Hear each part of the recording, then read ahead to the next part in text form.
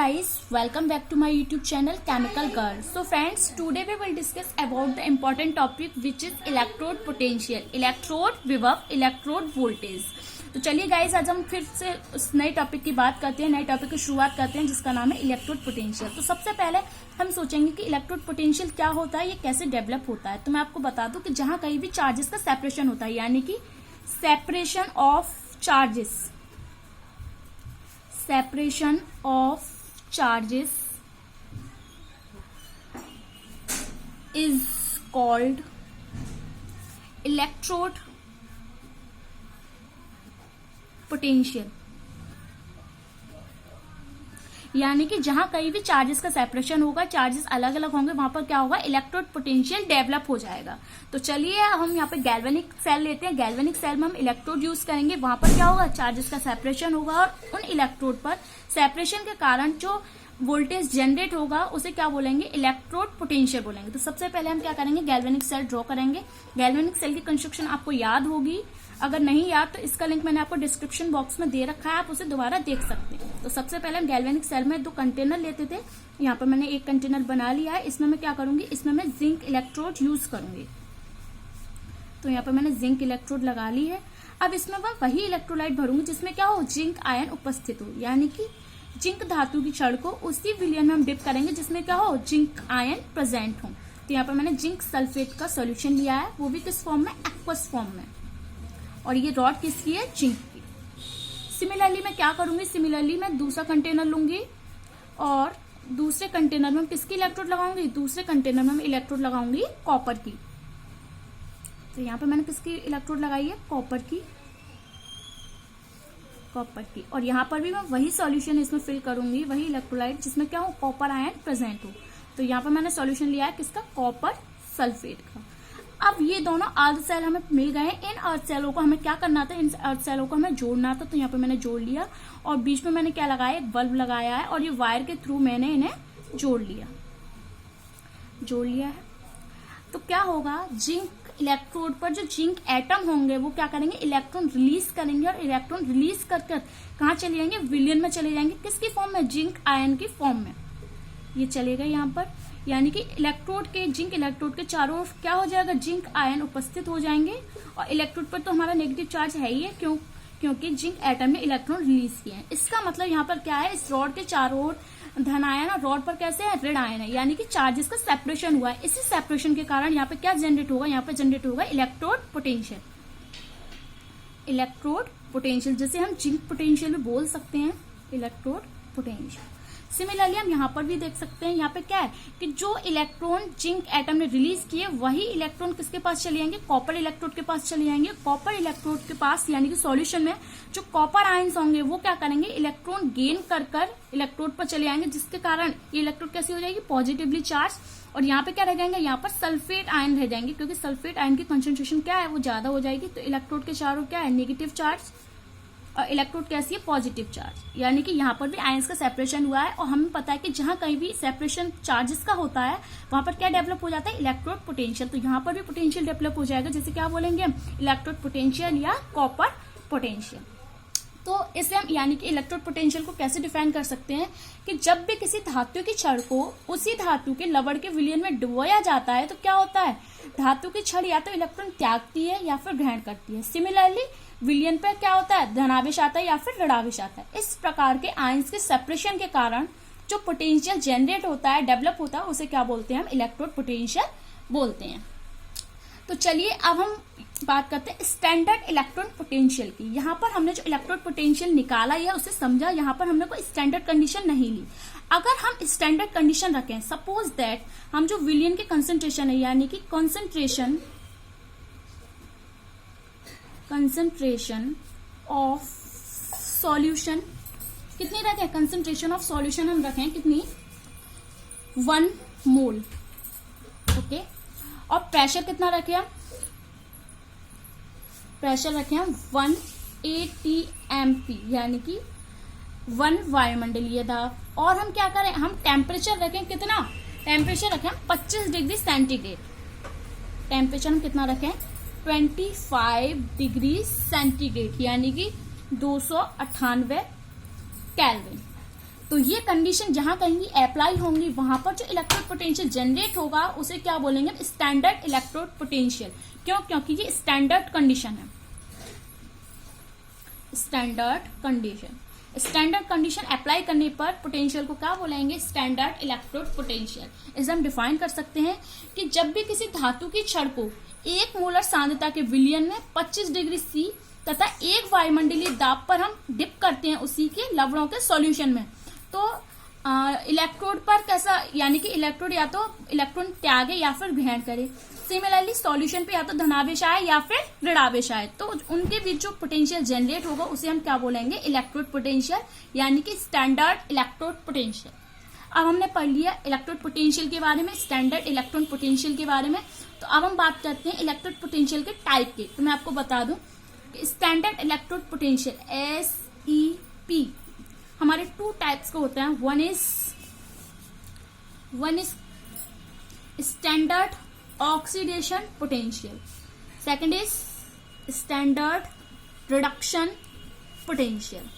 Okay, तो हम बात करते हैं स्टैंडर्ड ऑक्सीडेशन पोटेंशियल की। इसकी डेफिनेशन क्या है कि जब किसी इलेक्ट्रोड पर क्या हो रहा हो, ऑक्सीडेशन हो रहा हो, जब किसी इलेक्ट्रोड पर ऑक्सीडेशन हो रहा हो तो उस टाइम इलेक्ट्रोड तथा सॉल्यूशन के बीच जो इलेक्ट्रोड पोटेंशियल डेवलप होगा उसे क्या बोलेंगे, स्टैंडर्ड ऑक्सीडेशन पोटेंशियल। इसको हम कैसे रिप्रेजेंट कर सकते हैं, E डिग्री, इसे E डिग्री से, यानी कि स्टैंडर्ड इलेक्ट्रोड पोटेंशियल को हम E डिग्री से रिप्रेजेंट करते हैं, तथा इलेक्ट्रोड पोटेंशियल को, ओनली इलेक्ट्रोड पोटेंशियल को कैसे रिप्रेजेंट करते हैं, सिर्फ E से। तो E क्या होगा यहाँ पे, E M से M आयन। तो यहाँ पे क्या है, यानी कि हमने कोई धातु ली थी जिसने क्या किया, इलेक्ट्रॉन त्याग कर धनायन बनाया, इसका मतलब इसका ऑक्सीडेशन हुआ, और ऑक्सीडेशन के फलस्वरूप जो वोल्टेज जनरेट हुआ उसे क्या बोलेंगे, oxidation potential, standard oxidation potential. Similarly अब हम बात करते हैं standard reduction potential SRP। Okay, SRP की हम बात करते हैं।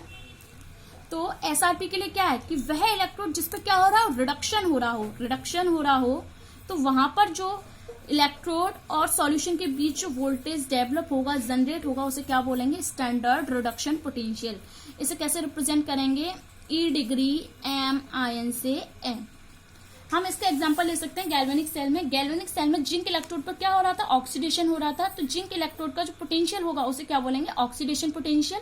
सिमिलरली कॉपर इलेक्ट्रोड पर क्या हो रहा था, रिडक्शन हो रहा था, यानी कि कॉपर इलेक्ट्रोड का जो पोटेंशियल होगा उसे क्या बोलेंगे हम, रिडक्शन पोटेंशियल। तो चलिए फ्रेंड्स, अब हम आगे बढ़ते हैं और हम बात करते हैं पोटेंशियल के सम इम्पोर्टेंट टॉपिक की, सम इम्पोर्टेंट नोट्स की। तो चलिए मैं आपको बता दूं कि जो हमारा ऑक्सीडेशन और रिडक्शन पोटेंशियल होता है वो कैसा होता है, परिमाण में, यानी कि अमाउंट पर तो एक दूसरे के बराबर होता है, लेकिन जो चार्जेस यानी कि उस पर जो साइन होते हैं वो कैसे होते हैं, एक दूसरे के अपोजिट। यानी कि ऑक्सीडेशन पोटेंशियल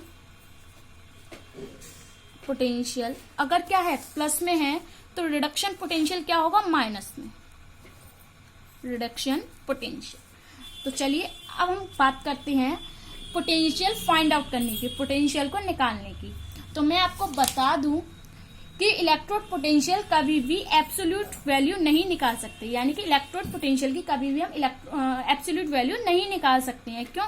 क्योंकि इस अर्थ पर किसी भी चीज को हम एब्सोल्यूटली फाइंड आउट नहीं कर सकते, सब चीज सापेक्षिक होती है, सब चीज सापेक्षिक होती है। फॉर एग्जाम्पल, पृथ्वी पर कोई रेलगाड़ी चल रही है और एक प्रेक्षक खड़ा हुआ देख रहा है, तो प्रेक्षक के सापेक्ष तो वो गति कर रही है, रेलगाड़ी चल रही है, लेकिन पृथ्वी के सापेक्ष क्या है, वो स्थिर पोजीशन में है। क्यों? क्योंकि पृथ्वी तो मूविंग करती है, इसीलिए हम इलेक्ट्रोड पोटेंशियल को आपेक्षिक फाइंड आउट नहीं कर सकते, इसलिए हम किसी अन्य इलेक्ट्रोड के सापेक्ष फाइंड आउट कर सकते हैं। इसके लिए हम क्या यूज करते हैं, इसके लिए हम यूज करते हैं हाइड्रोजन इलेक्ट्रोड को। हाइड्रोजन इलेक्ट्रोड के बारे में आपको आगे बताऊंगी, बस आपके लिए अभी इतना ही काफी कि हाइड्रोजन इलेक्ट्रोड का जो इलेक्ट्रोड पोटेंशियल होता है, यानी कि हाइड्रोजन इलेक्ट्रोड का जो पोटेंशियल होता है वो कितना होता है, 0.00 वोल्ट।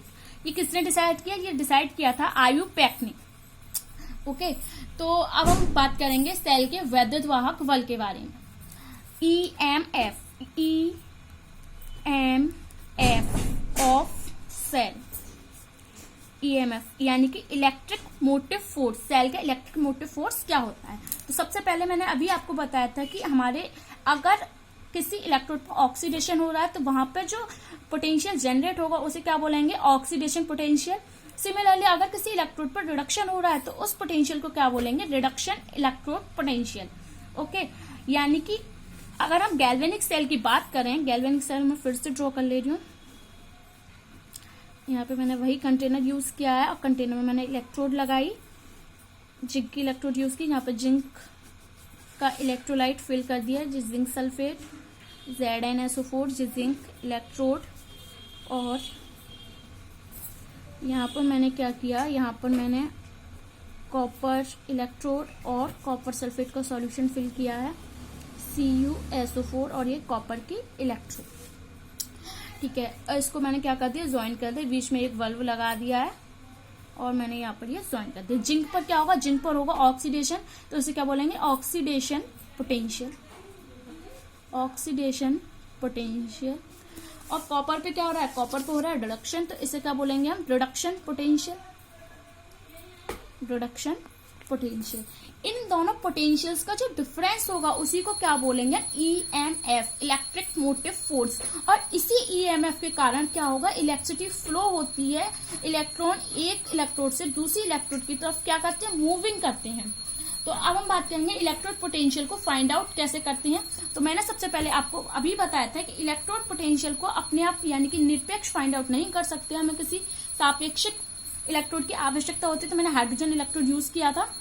अब मैंने आपको बताया था कि हाइड्रोजन इलेक्ट्रोड का जो पोटेंशियल होता है वो कैसा होता है, 0 होता है। सपोज दैट मैंने यहाँ पर जिंक इलेक्ट्रोड का EMF यानी कि इलेक्ट्रोड पोटेंशियल हमें फाइंड आउट करना है और मैंने यहाँ पर कॉपर की जगह किसका यूज किया, हाइड्रोजन का यूज किया है। तो इस सेल को हम रिप्रेजेंट कैसे करेंगे, हमें पता है कि हम क्या करते हैं, एनोड को बाईं ओर लिखते हैं तथा कैथोड को राइट साइड लिखते हैं। तो एनोड क्या है, यहाँ पे हमारा जिंक इलेक्ट्रोड है, तो यहाँ पे हम क्या लिखेंगे, जिंक क्या होता है, जिंक प्रोडक्ट यानी कि जिंक आयन, 2 वर्टिकल लाइन। अब यहाँ पे हम क्या लिखेंगे, कैथोड हमारा जो है प्रोडक्ट H आयन और यहाँ पर ये H2, हाफ H2।